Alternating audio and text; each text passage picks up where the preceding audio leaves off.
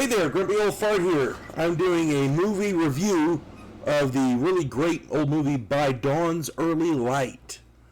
Now, I could have sworn that I already did this one, but I cannot find it on my channel, so I'm going to go ahead and do it again. And if you're wondering, the little doggy that I'm holding, his name is Chekhov, and he's infamous in our house for his war sneezes. So there you go.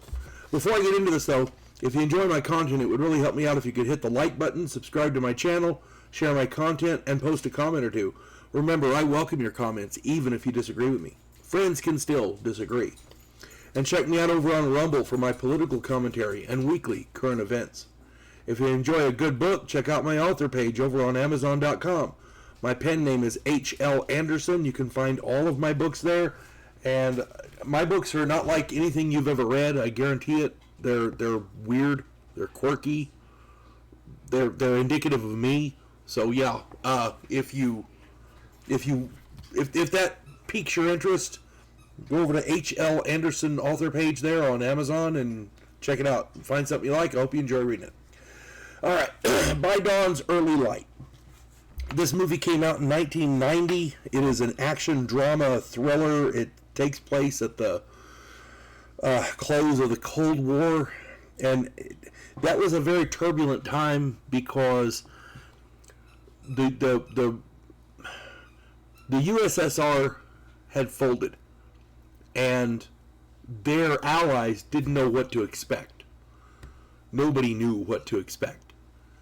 The Russian economy was collapsing. They were spending ungodly amounts of money on defense, on their military, and there was actual real concern and justified concern over what could have happened with their nuclear stockpile. They had a lot of nuclear weapons. Let me get into this though. The plot of this is, at the close of the Cold War, an independent third party launched a nuclear missile into Russia and obliterates a city. The Russians mistakenly believe the U.S. is to blame, and they launch nuclear strikes at America, thus instigating World War III. There are several storylines all centered around various individuals in the U.S. government trying to either stop the war or win the war. There's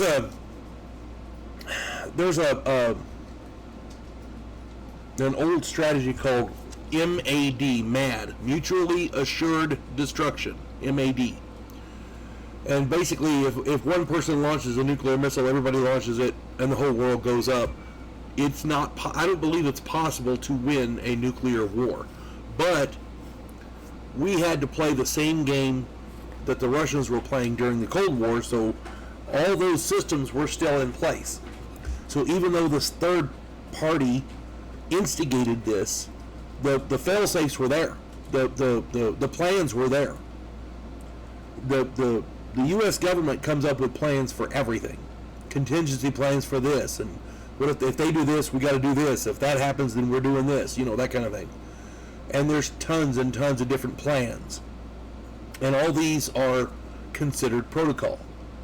There are several storylines here, as I said, but it's when you look at it from the point of view of each individual, they're all justified.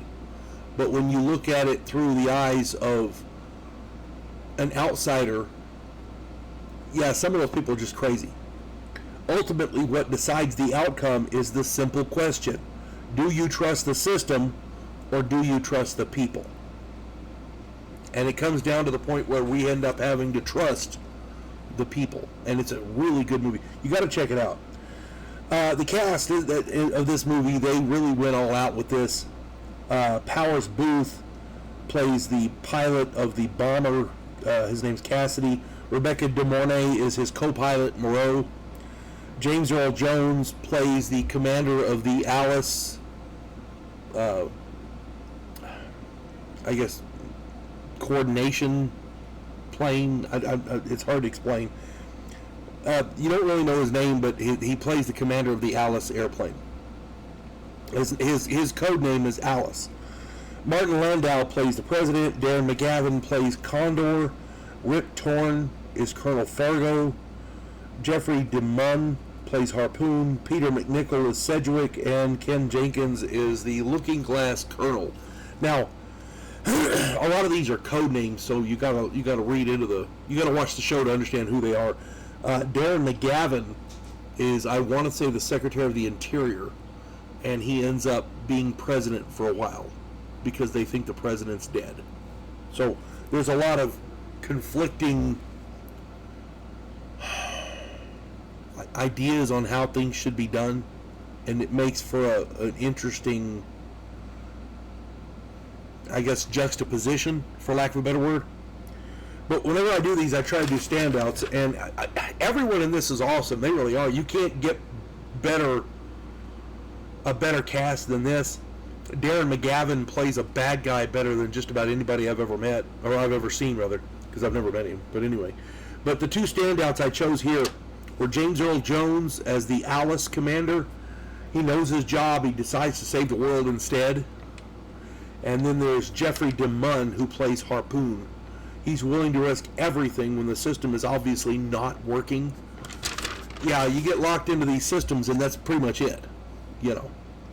As an Air Force veteran, I served with a lot of pilots and other specialists who approximated a lot of these positions that these actors portrayed. The writer really captured the attitude, the jargon, the workings, and the systems that our military uses to safeguard our nuclear weapons and their delivery systems.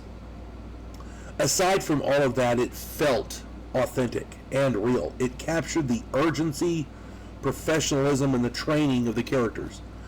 It captured the seriousness of the situation, and it fully displayed the futility of nuclear war.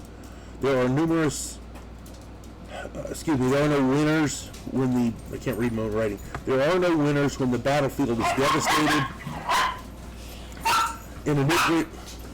In a nuclear exchange, the battlefield is the entire world. This is one of the most compelling and realistic movies of this genre that I have ever seen. It's right up there with Failsafe and a lot of those others. If World War III happens, it won't be the major powers that started. The major powers, we understand the stakes. It'll be one of the smaller countries, or possibly even a terrorist faction, that kicks it all off. In this depiction, as I recall, it was a rogue faction looking to lure Russia into a nuclear exchange with the United States to devastate both nations. As I recall, that was it.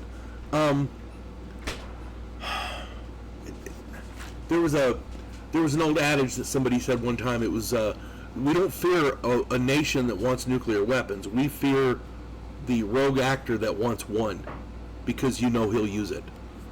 You know, that kind of thing. So yeah, given the situation with Iran that's going on right now, I thought this would be an appropriate movie to do, because we're all right there on the edge right now. At any rate, if you get a chance, watch the movie. It's really, really good. Great acting, great script, great writing. If you have different ideas or different comments, or have a different opinion, maybe I got something wrong, stick that in the comments as well. I'm sure we'd all love to read them. I hope this finds everybody well. You folks have a good one. God bless one and all.